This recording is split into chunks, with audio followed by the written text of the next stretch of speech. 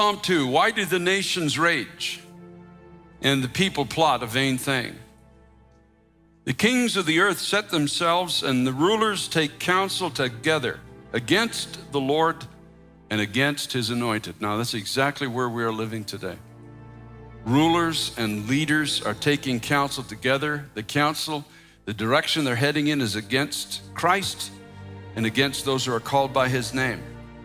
And they're saying, let us break their bonds in pieces and cast away their cords from us. So here's what we are facing today. We're facing a godlessness that has gotten into some measure. It's never in ultimate authority because God's in ultimate authority. But this godlessness has gotten a hold of many in leadership positions, whether it's in corporations or schools or government, wherever it is. And the ultimate goal is to take away the restrictions on behavior that the presence of God implies in society, in people, in families, in homes. You know, the Word of God says that we should not fornicate, and all, that means sex outside of marriage, and all fornicators, they don't belong in the kingdom of God. The Word of God calls adultery sin, a sin that brings a stain that just doesn't go away. And I can just go on and on. The scripture says that no thief will inherit the kingdom of God. I mean, we go on. They don't want these restrictions on their behavior. So the result is that they get together and say, let's impose a new world order.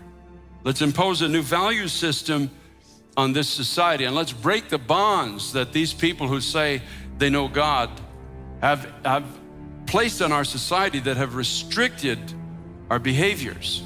Let's call evil good, and let's turn around and call good evil. And this is where we're living today. This is the day that we are going into. Now listen to God's response to this. He who sits in the heavens shall laugh. The Lord shall hold them in derision. In other words, he will let them go into confusion. And who can debate but that we are in confusion in America today? There seems to be confusion at almost every level in society right now. I don't think there's any debating that. I see the hand of God in the confusion that America has now experienced, the shame of face that we're now experiencing, even with the debacle in Afghanistan. He shall speak to them in his wrath and distress them in his deep displeasure. So God's already on the move, and he's already saying, I'm not going to let this prosper. Yes, they will raise their voice, and yes, they will stand against the people of God, and yes, they will try to cast away all cords that the Word of God puts on human behavior. But God says, I'm going to confuse them, I'm going to confound them, and then I'm going to start speaking to them in my displeasure. I don't fully understand what all of that is going to look like, but I'll tell you one thing, I would not want to be in the position of God speaking to me in his displeasure. He has the power to cast into outer darkness. You understand? He has the power to bring a judicial blindness even on governments. His speech cannot be contravened. Nobody can stand against the Word of God.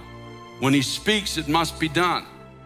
Now, the rest of this psalm speaks about Christ. It speaks about God's response to this. It speaks about a Messiah. But as the body of Christ, we are the co-inheritors, as it is, because we sit with him in heavenly places at the right hand of God. He is the head, we are the body. So we, in a sense, and I want to look at it in that context, become co-inheritors of what God speaks that he's going to do through his Son. So let's take a look at these verses. Yet I have set my king on my holy hill of Zion. So this is the first thing that I believe that you and I need to do if we're going to make a difference. In other words, we are determined in our heart there's going to be one king in my life. There's going to be one voice that speaks. There's one path, there's one direction, there's one place I'm going to go. As Christ obeyed his Father, knowing he was born to die, as Christ obeyed his Father, and even in the Garden of Gethsemane, even though he did not want to do the thing he was called to do, yet in obedience to his Father, he said, not my will, but thine. Yet have I set my king upon my holy hill of Zion. You have the right to my life. You purchased me with your blood. You are truth. All truth is found in you. The purpose of my life will only be found when I begin to acknowledge you, not just as Savior, but as Lord of my life. As Lord of my life. God, Help me to yield the reins of my life. Help me, my God, to give up my own plans and dreams and ambitions. Help me not to fall into the trap of trying to refashion you into a God that I find suitable for my future. You have a future for me. And I'll tell you straight out, most everybody here, if not all, you don't know what that future is. None of us do. Only God knows, and we'll never get to where we need to go if He's not the King. He has to have the right. He has to have the right to speak into our hearts. We go to our knees one night, or we sit on the edge of our bed, and we think we're having just our regular devotions, and suddenly just something from God, something of heaven drops into our soul.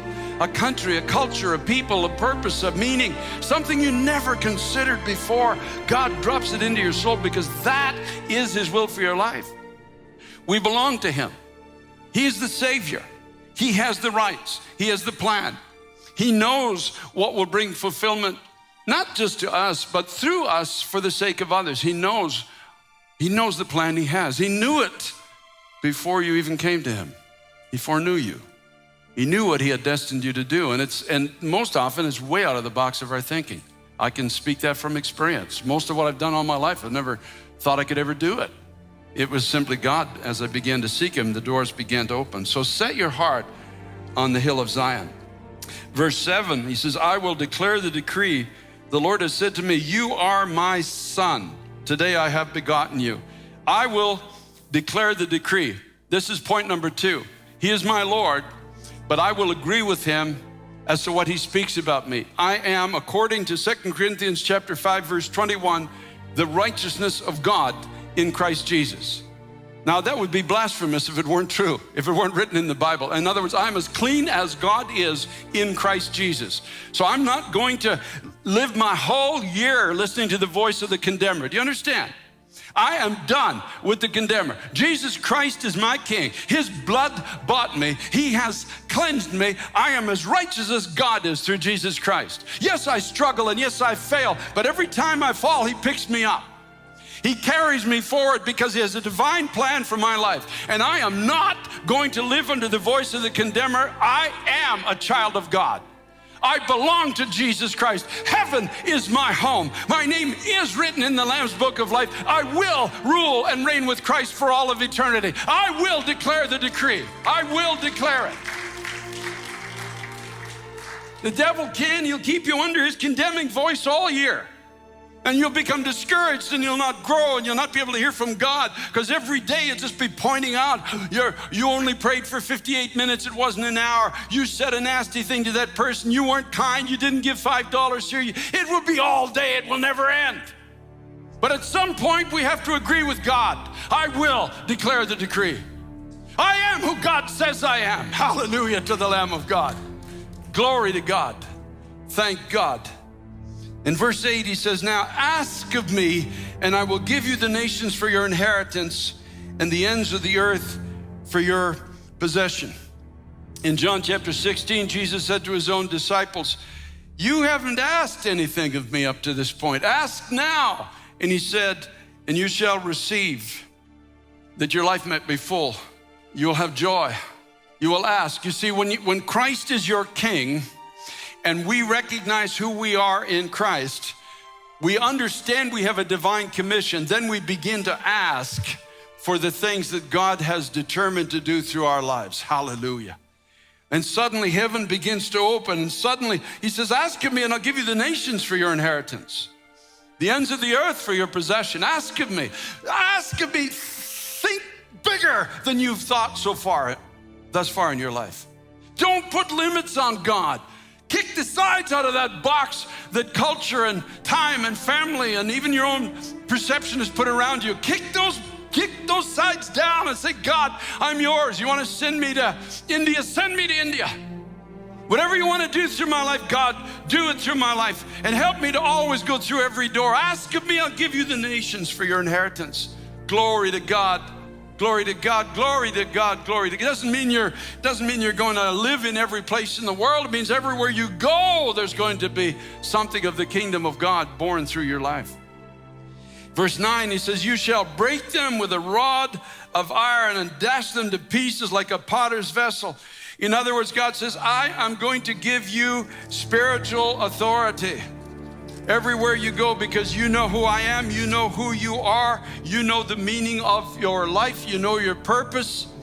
In 2 Corinthians chapter 10, in verse 4, Paul says, the weapons of our warfare are not carnal, but mighty in God for pulling down strongholds, casting down arguments and every high thing that exalts itself against the knowledge of God, and bringing every thought into captivity to the obedience of Christ, and being ready to punish all disobedience when your obedience is fulfilled.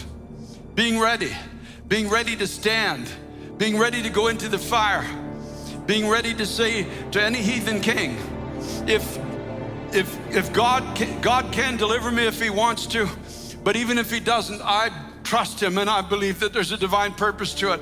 I'm not bending my knee to the gods of this generation, but I'm bringing the God of this universe into this situation. And I'm going to pray, and I'm going to speak, and I'm going to stand, and I'm going to believe. As the scripture says, the weapons of my warfare are not carnal, but they're mighty in God to the pulling down of strongholds, casting down imaginations and every high thing that exalts itself against the knowledge of God. And I'm not interested in the other Jesus of those who choose to take another path. Those who choose, they don't like the God of the Bible, and they don't like the demands of the God of the Bible, so they try to take this Jesus apart, as the children of Israel did when they came out of Egypt. And when the presence of the Lord through Moses seemed to be distant, they took the spoils, in a sense, that God had given them, and they fashioned a God that they could see, and a God that they could carry, and a God that they could point, and a God that they could lead. And I want to tell you, humanity doesn't change. People come to Christ and are given giftings, and they take the mind he's given them and they now start fashioning another Jesus. A Jesus that doesn't judge. A Jesus that doesn't send anybody to hell. A Jesus that demands no sanctification or holiness. I could just go on. And we're seeing it in our generation on steroids now. But I've set my king on my holy hill of Zion. This is where it begins. You have to put a stake in the ground. It's really that simple. You just, I don't care how you do it, but you put a stake in the ground. Maybe you want to go out in the field and find a branch and stick it in the ground, or just symbolically do it, but say, this is where you become my king. I'm going to serve the real Christ. I'm going to take the pathway of the real Christ. I'm going to declare who I am through the real Christ. I'm going to start asking the real Christ for his purpose and will in my life, and I'm going to believe God for the power to make a difference in this generation. I'm not going to bow before this golden statue of this time and the theological apostasy of this present church age. I'm going to stand and walk with Jesus, and I don't care if I'm hated. Let them call me what they want to call me. They called the master of the house 𝐕𝐢𝐿zebub. How much more them of his household? That's what he said. So don't expect to be loved, but do expect that people will be born again and come into the kingdom of God. Do expect that the weakest among us will be filled with the Holy Ghost and with the evidence of speaking in other tongues. Do expect that through your life, God will begin to do things that only he can do. I've been there, I've come home, and I'm just saying, you gotta know, you gotta walk it, you gotta see it, you gotta take the chance, you gotta go through the door. It's really just that simple. By God's grace, this will be that kind of a year.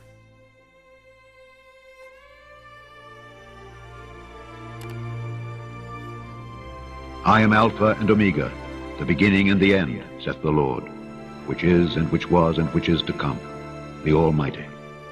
He which testifieth these things saith, surely I come quickly. Amen. Even so, come, Lord Jesus.